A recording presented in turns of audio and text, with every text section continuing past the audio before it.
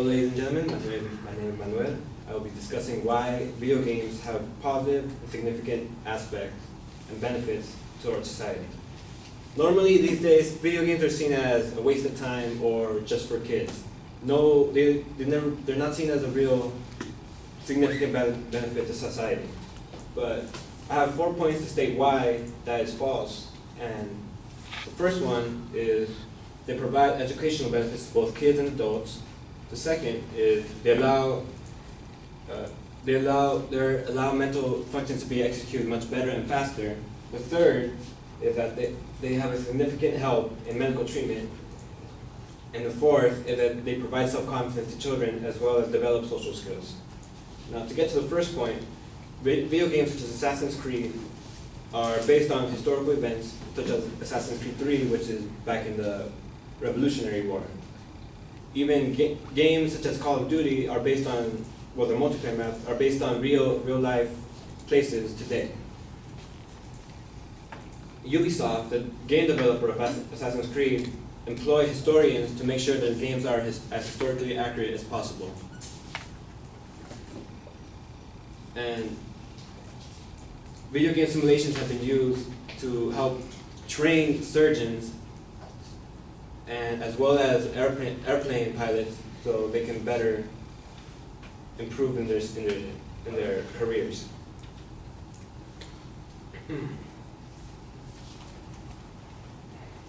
Puzzle games such as Tetris or even Candy Crush, perhaps, studies have shown that they show significant benefits to when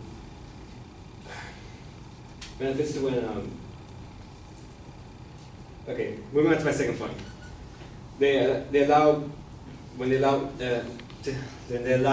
When they execute better mental functions, making them better and faster.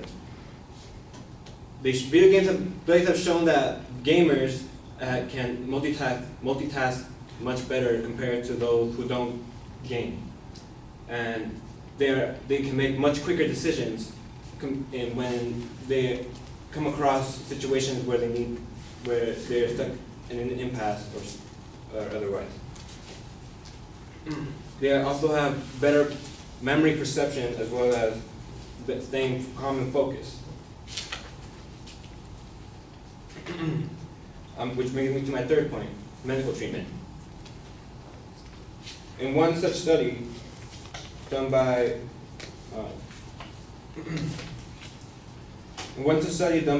Lai and his colleagues in 2011, they performed experiments on a disorder known as lazy eye to minors or adults who, of course, had lazy eye.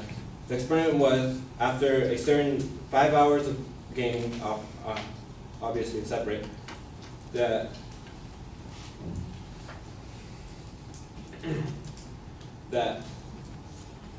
lazy eye was restored to 20/20 vision and was restored to normal. This effect lasted throughout their entire life and did not reoccur later in their lives.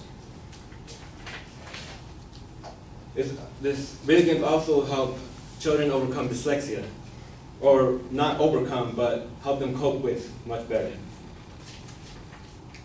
In a study done by Peter Gray, one study showed that a few as 12 hours of gameplay improved dyslexic children's scores in reading and phonology, and actually were showed greater results compared to programs that were directly for children with dyslexia. Also, video games help children with chronic mental conditions. In one example is doctors use video games to help a 13-year-old patient to distract him from a certain procedure that would otherwise make his prosthetic arm and made him feel discomfort. Now, moving on to my fourth last point, which provides kids with self-confidence as well as developing social skills.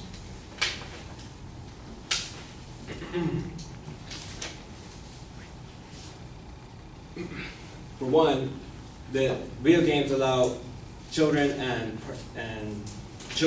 any gamer to be physically active, with examples such as Wii Fit or Zumba Fitness, which are popular best-selling games these days. And allowing them to be physically active disproves the fact that that video games are just for lazy or cause people to become lazy. Video games also show an increase in teamwork. At Washburn University in Kansas, students study the game development process as a way to build teamwork and collaborative skills. Even nowadays, the American Heart Association now cite and even recommend video games as a fun and entertaining way to enjoy physical activity.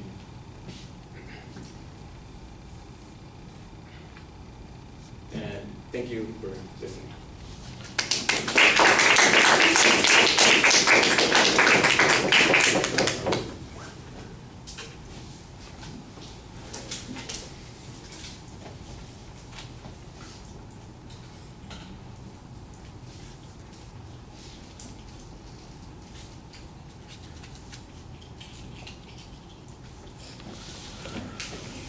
All right, Manuel, you identify the proposition, but it's got multiple parts to it. There's a lot of conditional dependent clauses, which sounds like it's going to be a preview of what the secondary claims are going to be. And then you also provide us with that preview. So I think you need to simplify your proposition so it's a little bit easier to focus on. The secondary claims, I think, are relatively clear. We've got topic statements, and you do make claims on each of those points. So that's fine, at least in the preview. In the body of the speech, sometimes the secondary points are not always as clearly stated as propositions as they should be. The numerical signposting disappears, but you do indicate when you've made a transition from one point to another. Sometimes it felt like it was a little premature, like I think it was the third point you were providing us with some information on, and suddenly you just stopped and went to the next point, or maybe it was the second point and you did it to the third point. But there was one spot where it just seemed like you suddenly ran out of anything to say on that issue, and you hadn't said that much about it to begin with, and then suddenly you were on to the next point.